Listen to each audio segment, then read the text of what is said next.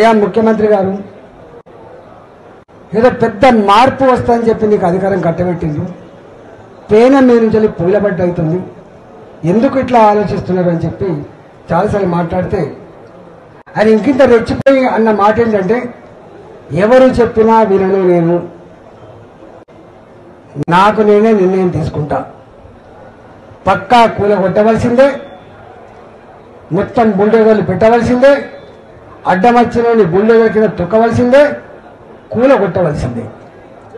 ఇది ఆయన స్టేట్మెంట్. నేనన్నా రాజు కూడా మారు వేషంలో అప్పుడప్పుడు ప్రజలు ఏమనుకుంటారో చూసేస్తారు.